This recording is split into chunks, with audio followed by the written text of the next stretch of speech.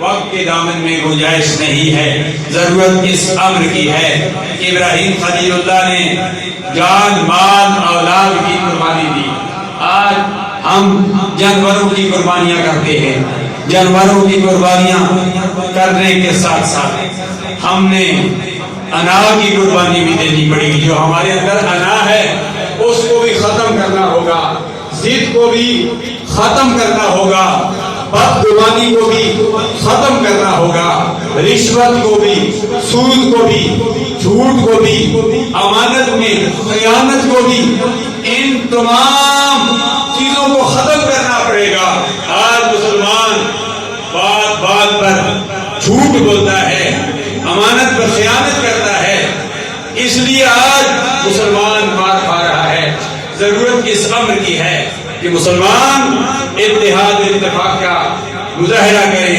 ابراہیم خلیل اللہ نے ہمیں یہی درس دیا، اور یہ درس میرے لیے، آپ کے لیے، پوری امت مسلمہ کے لیے امام الانبیاء صلی اللہ علیہ وسلم نے حجۃ الوداع کے موقع پر امام الانبیاء صلی اللہ علیہ وسلم نے تو بات ہی ختم کر دی۔ فرمایا گورے کو کالے پر، کالے کو گورے پر، عربی کو عجمی پر کوئی فوقیت نہیں۔ فرمایا ان اکرمکم عند اللہ اتقاکم، فرمایا تم میں بہتر وہ ہے جو صاحب تقوی ہے۔ اللہ تبارک و تعالیٰ نے بات ختم کر دی۔ اللہ فرماتا ہے 17 پارے میں لن ینال اللہ لحومها ولا دماؤها ولکن ینالہ التقوی منکم۔ اللہ تبارک و تعالیٰ فرماتا ہے مجھے تمہارے خون کی ضرورت نہیں ہے، مجھے تمہارے گوشت کی ضرورت نہیں ہے، مجھے تمہاری کیفیت کو میں دیکھتا ہوں، مجھے تو تمہارے تقوی کی ضرورت ہے۔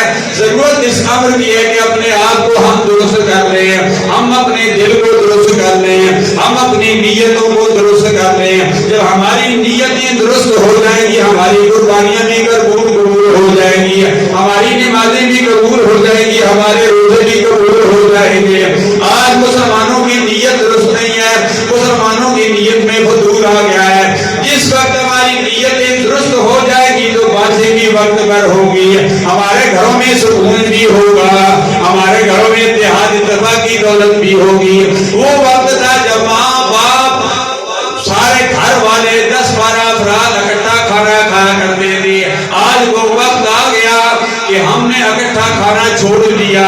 ابراہیم خلیل اللہ نے ہمیں یہ بھی درس دیا جو قربانی کرتے ہیں، قربانی کے موقع پر ایک جانور میں 7 بندے اکٹھے ہو جاتے ہیں۔ اکٹھا ہونے کا مقصد یہ کہ آئے 7 بندے جو تم اکٹھے ہو گئے ہو، اور اکٹھا ہونے کا مقصد یہ کہ دنیا میں بھی تم اکٹھے ہو کر رہو، اتحاد و اتفاق کے ساتھ رہو۔ رب ذوالجلال کی بارگاہ میں دعا کرتے ہیں کہ عالم کفر کے سامنے اللہ تبارک و تعالیٰ تمام مسلمانوں کو کانہم بنیان مرصوص کی عملی تفسیر بننے کی توفیق عطا فرمائے۔ آمین ثم آمین بجاہ النبی صلی اللہ علیہ وآلہ وسلم۔